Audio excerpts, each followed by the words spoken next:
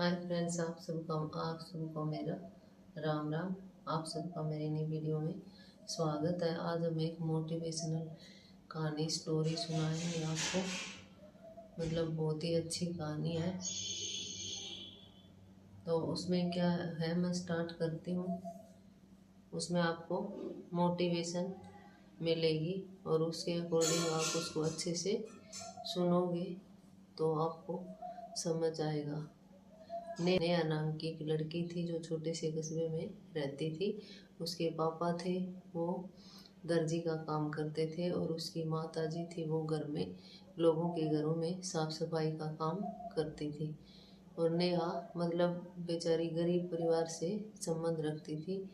उनका इतना वो था कि बस गुजारा ही होता था, बाकी उसकी पढ़ाई सरकारी स्कूल में करती थी।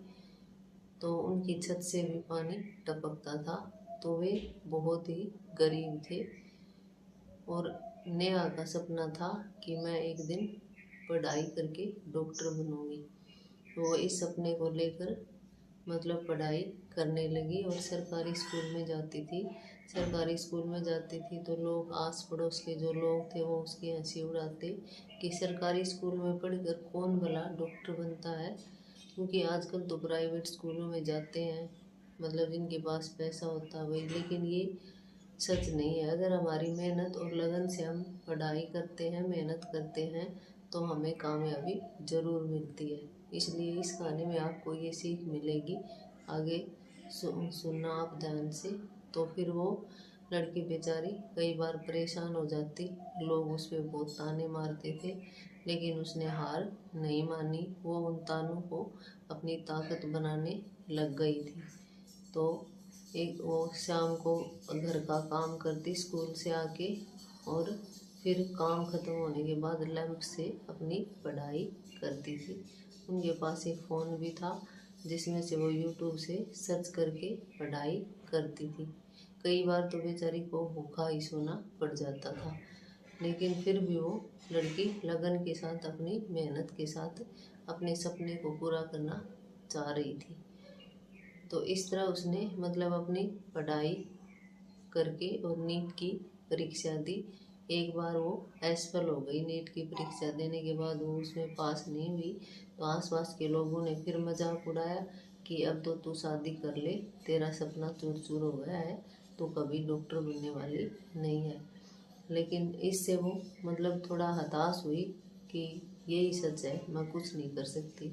लेकिन उनकी माँ थी, जो उनकी मदर थी, उन्होंने उसका हाथ पकड़ा और कहा कि बेटा, तू सब कुछ छोड़ सकती है लेकिन अपने सपने को नहीं छोड़ सकती। तो और मैं तुम्हारे साथ हूँ। तो और लोगों को कहने दे, कोई फ़र्क नहीं पड़ता। अगर हम मेहनत करते हैं तो लोग, हम अगर मेहनत करेंगे तो भी कहेंगे, नहीं करेंगे तो भी कहेंगे, क्योंकि लोगों का काम कहना ही होता है। इसलिए लोगों की बातों पे ध्यान ना दे और अपना करियर बनाने में लग जाए। लोगों की परवाह करना छोड़ दे। जो चार लोग होते हैं वो शमशान तक साथ जाते हैं, कोई किसी का सहारा नहीं बनता। वो सिर्फ बाहर वाले ताने देने वाले ही होते हैं। माँ बाप के सिवा कोई भी अपना नहीं होता। ओनली केवल माँ बाप ही ऐसे हैं जो अपने बच्चों को ऊपर देखना चाहते हैं, अपने से ऊपर देखना चाहते हैं, और कोई भी नहीं चाहता। तो उसने क्या किया, फिर से मेहनत की और अपनी पढ़ाई, अपना नीट का पेपर क्लियर किया और फिर वो एक सफल डॉक्टर बनी। सफल डॉक्टर बनने के बाद वो उसका सरकारी मेडिकल कॉलेज में एडमिशन हो गया था नीट क्लियर होने के बाद, क्योंकि नीट की परीक्षा उसने पास कर ली थी।